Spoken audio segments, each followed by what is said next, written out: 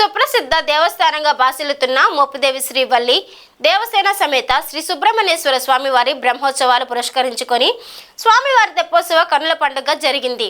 దేవాదాయ శాఖ ఆధ్వర్యంలో చలపల్లి ఎస్టేట్ దేవాలయాల ఈవో, దేవాదాయ శాఖ డిప్యూటీ కమిషనర్ దాసరి శ్రీరామ వరప్రసాద్, ఆలయ అనువంశిక ధర్మకర్తలు, చల్లపల్లి జమీందారుల వారసుల పర్యవేక్షణలో అత్యంత వైభవపేతంగా బ్రహ్మోత్సవాలు జరుగుతున్నాయి.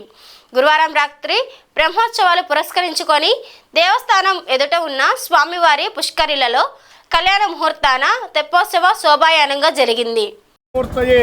బ్రహ్మాండ వాహదేవాయ నాగరాజాయతే నమః. మన ఆంధ్రదేశంలో ప్రముఖ పుణ్యక్షేత్రములలో ఒకటిగా వెలుగొందుతున్నటువంటి కృష్ణా జిల్లా మోపిదేవి గ్రామంలో వేంచేసినటువంటి శ్రీవల్లి దేవసేన సమేత శ్రీ సుబ్రహ్మణ్యేశ్వర స్వామి వారి దేవస్థానమునందు వార్షిక బ్రహ్మోత్సవ కార్యక్రమాల్లో భాగంగా ఈరోజు ఆఖరి రోజు 6వ తేదీ నాడు మరికొద్దిసేపట్లో స్వామివారి పుష్కరిణి యందు తెప్పోత్సవ కార్యక్రమాన్ని ప్రప్రథమంగా దేవస్థానం వారు ఏర్పాటు చేసి ఉన్నారు. ఈ తెప్పోత్సవ కార్యక్రమం ఎందుకంటే జరగడం మనందరి యొక్క పూర్వజన్మ సుకృత ఫలితం వలన స్వామిని దర్శించేటువంటి అవకాశం మనందరికీ కూడా కలుగుతోంది.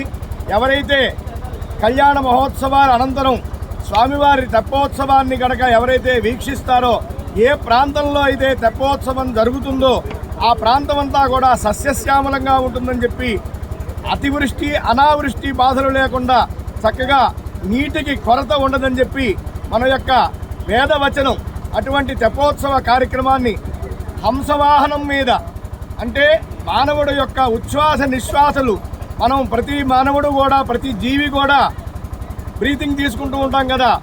హం సహా అంటే గాలి పీల్చేటప్పుడు హం, వదిలిపెట్టేటప్పుడు సహా అని చెప్పి మనకు తెలియకుండానే మనమంతా కూడా హంసగాయత్రిని చేస్తూ ఉంటాం.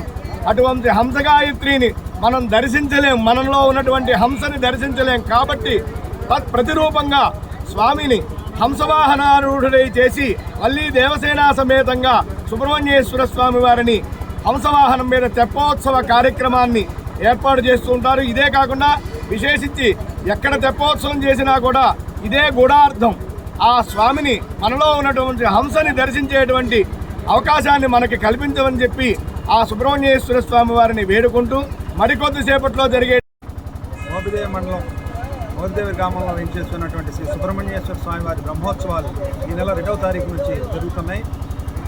ఈరోజు తెప్పోత్సవ కార్యక్రమం నిర్వహించడం జరుగుతుంది. దానికి కావాల్సినటువంటి అన్ని ఏర్పాట్లు చేశాము. ఈ సంవత్సరం దేవాలయ చరిత్రలోనే ప్రప్రథమంగా పుష్కరిణిలో, దేవస్థానం వారు డెవలప్ చేసినటువంటి పుష్కరిణిలో మొట్టమొదటిసారిగా ఈ తెప్పోత్సవం నిర్వహించడం జరుగుతున్నది. కావున 50 మంది భక్తులు కూడా ఇక్కడికి రావాల్సిందిగా కోరుతున్నాము.